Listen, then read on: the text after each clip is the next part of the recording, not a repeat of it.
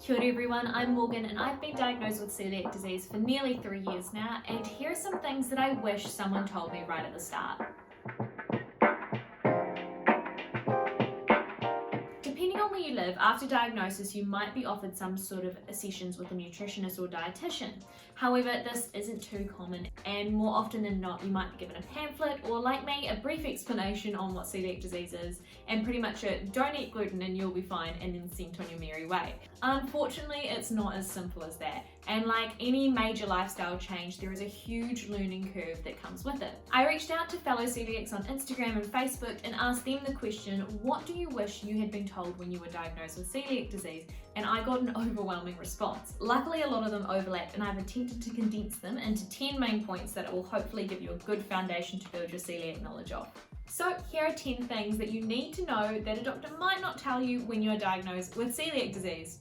Number 1, gluten is in a lot of processed foods, more than you might think. Give yourself time to learn how to read labels in the supermarket. You're looking out for the words gluten, barley, malt, rye, wheat, and oats. In some countries like the UK and the US, gluten-free oats are suitable for a gluten-free diet, but in New Zealand and Australia, oats are not considered gluten-free. That might sound a bit odd because what gluten is and what it isn't should seem pretty clear-cut, but I'll make a whole nother video about oats in the future and why they can be both. But until then, the best and safest way to deal with oats is by checking out what your country's food laws are around them and stick with that. So there are obvious things that are made with gluten, like bread, pastry, biscuits, pies, etc. But there are some things you might not expect to find gluten in. That would be stuff like soy sauce, beer, stock cubes or powder, couscous, spice packets, crisps, gravy, some medicines, some makeup, mayonnaise or other condiments. Basically anything that's in a packet could contain gluten. So just make sure you're looking out for those 6 words. In fact, here's a handy acronym for you to remember them by. GROMB. Gluten, rye, oats, wheat, malt, barley. GROMB. Number 2, in unprocessed foods, gluten is actually in very little. So vegetables, fruit, plain meat, butter and milk are all naturally gluten-free. Rice, chickpeas, lentils, beans are gluten-free, but you might want to watch out on the packet to see if it was packaged in an environment that also handles gluten.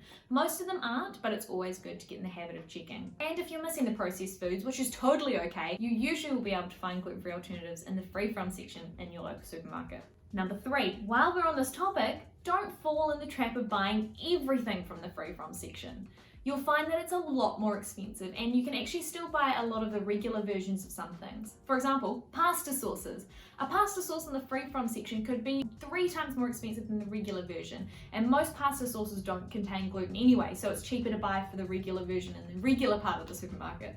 Because there will be things you have to buy from the free from section like bread, pasta, which is so much more expensive than the normal, it's a good idea to buy what you can from the rest of the supermarket. Just make sure you're checking the labels. Number 4, this is a big one that was mentioned many times, and I will be doing a whole video on this in the future. Cross-contamination. These will be your least favourite words for the rest of your life. Whether you're symptomatic or not, our stomachs are so sensitive to even the tiniest amount of gluten and will cause damage to the lining of our gut. So that means that you have to be so careful with preparing food, eating out, or even accepting a gluten-free baked good item from a friend. This is arguably the most annoying part of having celiac disease. If you live in a house where people eat gluten, let's face it, that's most of us, then it's a great idea to get your own things like chopping board, frying pans, wooden spoons, etc. And do not let anyone else use them for gluten products. The reason for this is that gluten is a sticky little and will hold on to surfaces for dear life, especially just grippy surfaces like wood. I'd argue that most celiacs actually get gluten through cross-contamination rather than accidentally eating gluten, and it's so annoying. And the other thing that's annoying is that some people just won't take it seriously, but you have to stick to your guns. Let me know if you'd like a video on how to talk to people about your celiac disease, and I'll be happy to make one. Cross-contamination also makes eating out a bit of a hassle. Unless you're going to go to a dedicated gluten-free restaurant, then you are at risk of gluten contamination from the chefs cooking in the same kitchen and preparing food on the same surfaces as everyone else.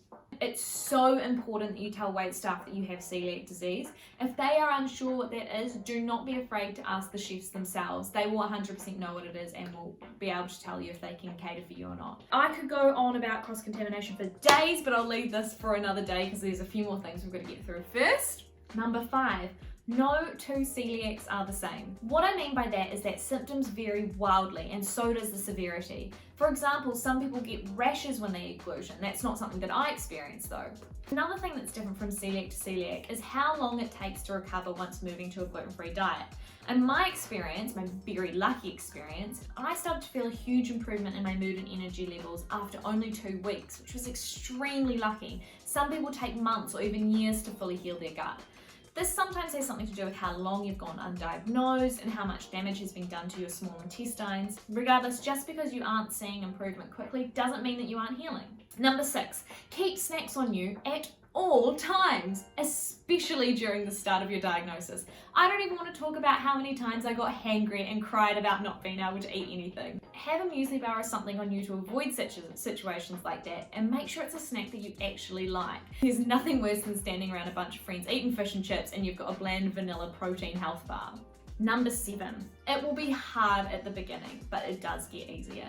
Remember that although to outside people it might just seem like you're cutting one thing from your diet, but really it's a lot more than that.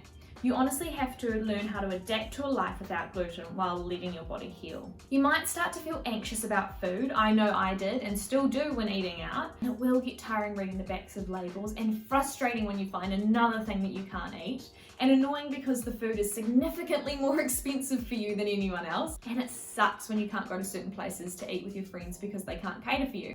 You might start thinking of yourself as a burden, but you aren't. I can certainly understand why you'd feel that way, but it does get easier, I promise.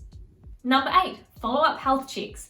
This might be something that your doctor has told you about, but it's worth being reminded because sometimes they won't. Depending on where you live, most celiacs are encouraged to get a yearly blood test.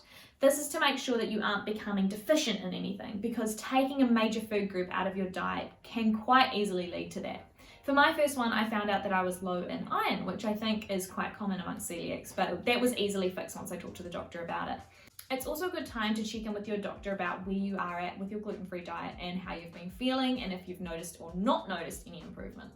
Number 9, you can still travel. And don't be afraid to. It takes a little bit more organisation and research and a tiny bit bigger of a suitcase to hold all your emergency snacks, but you shouldn't think that it isn't an option. Some of my favourite gluten-free food has been found overseas. Probably my favourite place to eat gluten-free food is in Tokyo, Japan. But because overseas travel really isn't an option at the moment for most of the world, I'll pop a plug on that and we'll talk about it later. Number 10, finally, there are heaps of amazing online support groups on Facebook and Instagram, and there will be organisations in your countries that have resources for celiacs. I'm actually an ambassador for Coeliac NZ, and they have a great website dedicated to information for us celiacs. The Coeliac UK site is full of answers to frequently asked questions as well, which has been a really big help to me while living in the UK. But if you are going to look at sites from other countries, just please be aware that some information might vary from country to country. Just bear that in mind.